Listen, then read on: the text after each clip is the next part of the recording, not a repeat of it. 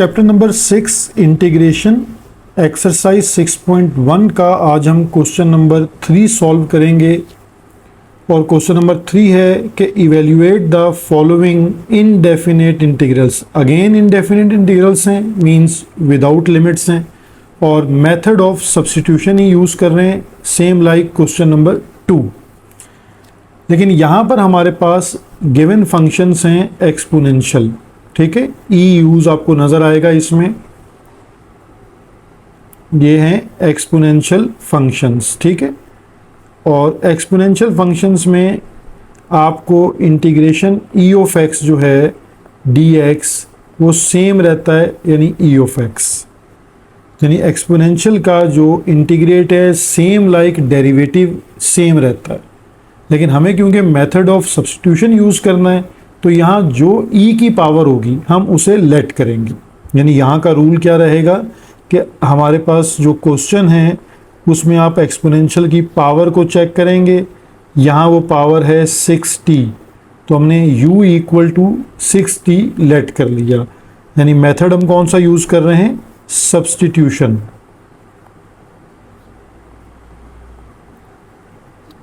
Substitution method में हमने exponential की पावर को लेट कर लिया।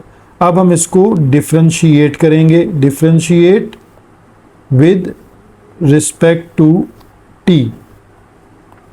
तो du upon dt equal to 6t का डिफरेंशिएट क्या होगा, जस्ट 6, ठीक है। और ये देखें आपको क्वेश्चन में 6 मल्टीपल में नजर आ रहा था।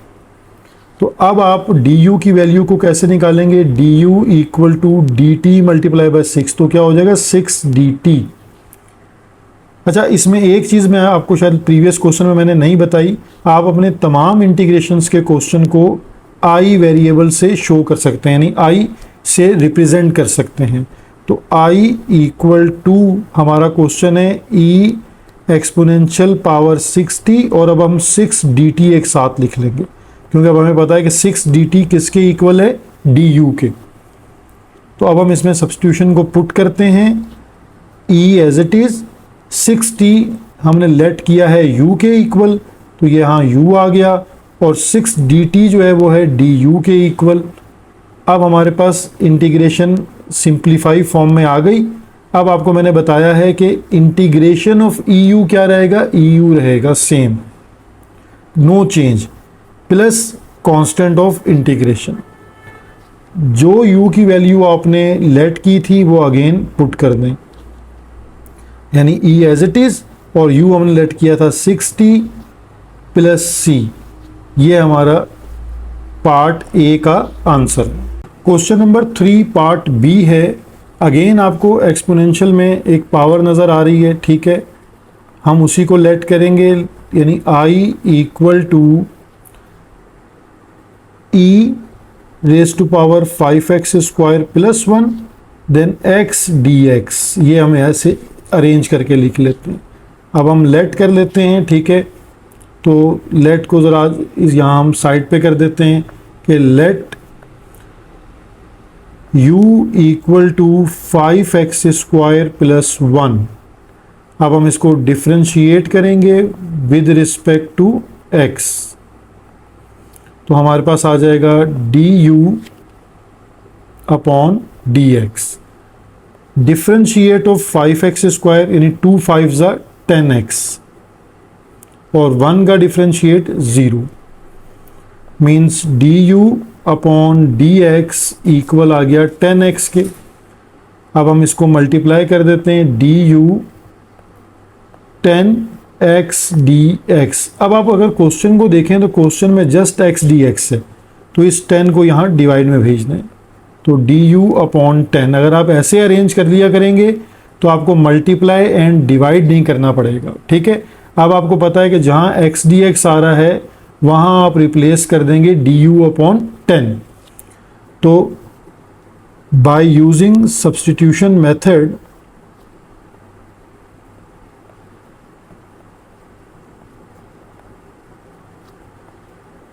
सब्स्टिट्यूशन मेथड में हम वैल्यूज़ को रिप्लेस करेंगे।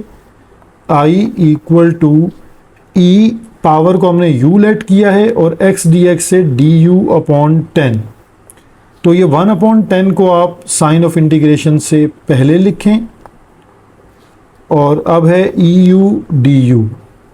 अब आपको इंटीग्रेशन का मैंने फार्मूला बता दिया कि एक्सपोनेंशियल का इंटीग्रेट सेम रहता है plus constant of integration.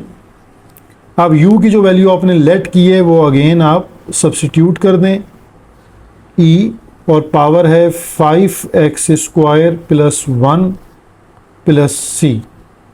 Question number 3 part C, same pattern का क्वेश्चन है जैसे हमने प्रीवियस क्वेश्चन किया। लेट हम कर लेते हैं i इक्वल टू, क्वेश्चन को अरेंज कर लें, एक्सपोनेंशियल का फंक्शन आप पहले लिख लें x³ minus 6x plus 4 and then x² minus 2dx। ठीक है, अब हम इसको लेट कर लेते हैं u equal to x³ minus 6x plus 4,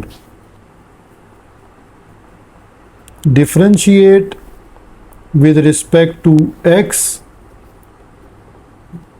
du upon dx equal to x³ का डिफरेंशिएट क्या होगा 3x² माइनस 6x का इंटीग्रेट क्या होगा, डिफरेंशिएट होगा 6 प्लस, और 4 का डिफरेंशिएट होगा 0।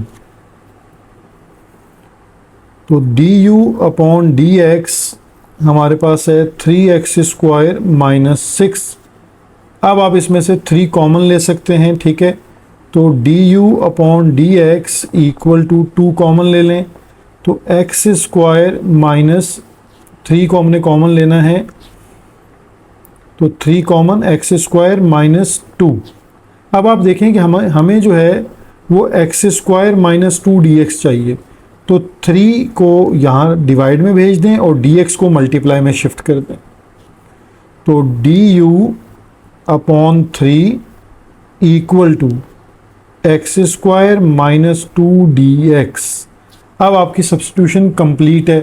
ठीक है, आप उसको कैसे लिख सकते हैं, यानी हमारे पास जो क्वेश्चन है i एज इट इज़ और इंटीग्रेशन का sign as it is e। हाँ, e की जो पावर है x³ माइनस 6x प्लस 4 ये हमने लेट की है u, और x² माइनस 2dx की जगह पर हमारे पास आ जाएगा du अपॉन 3। तो 1/3 को अगर आप बाहर लिखें इंटीग्रेशन से पहले, और इंटीग्रेशन होगी EU और DU की, i as it is 1/3 as it is, EU का इंटीग्रेट भी सेम और plus constant of integration. Last one step है कि आप उसमें u की वैल्यू को अगेन री सब्स्टिट्यूट कर दें, और u है x³ माइनस 6x प्लस 4 और ये कांस्टेंट ऑफ इंटीग्रेशन ऐड कर दें। ये हमारे पास फाइनल आंसर है।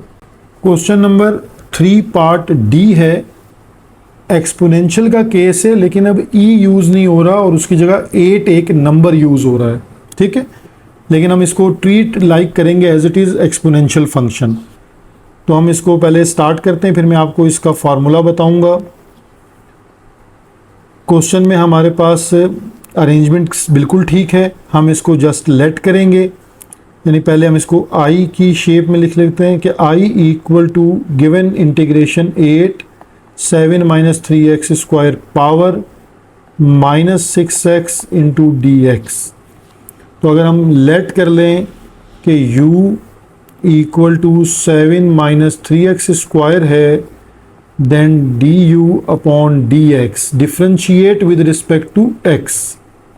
7 का डिफ्रेंशिएट क्या होगा 0 माइनस, और 2 पावर पहले आएगी तो 2 3 6x, तो ये du अपॉन dx आ जाएगा minus 6x।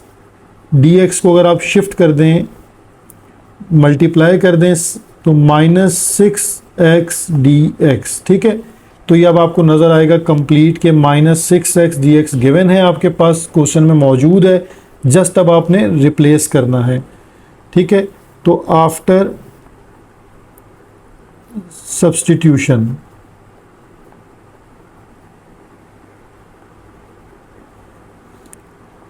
I equal to integration 8 और पावर हो जाएगी u, और ये जो हमारे पास -6x dx है ये रिप्लेस बाय du।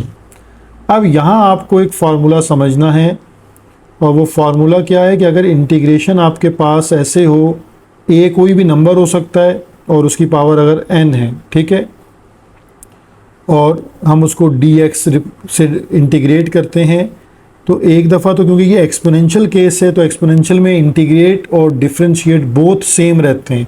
एक दफ़ा तो आप एज इट इज़ लिखेंगे, देन डिवाइड बाय नंबर यानी a से डिवाइड कर दें, ln a लिखा जाएगा इसको, ln a और फिर प्लस c। ये इसका पैटर्न आपको याद रखना है। अब इस फॉर्मूले को हम अप्लाई करते हैं अपने क्वेश्चन पर कि आई एज इट इज़, एक दफ़ा हमने 8u को एज इट इज़ रहने देना है, देन डिवाइडेड बाय क्या हो जाएगा, ln 8 प्लस c, और अब u की जो पावर आपने लेट की थी वो दोबारा उसमें सब्स्टिट्यूट कर दें, तो हमारा क्वेश्चन इंटीग्रेट हो गया। ठीक है, यहाँ हमने इसको इंटीग्रेट किया है by formula 8 as it is, और हमने u जो है वो लेट किया है 7 - 3x² divided by ln 8 plus c।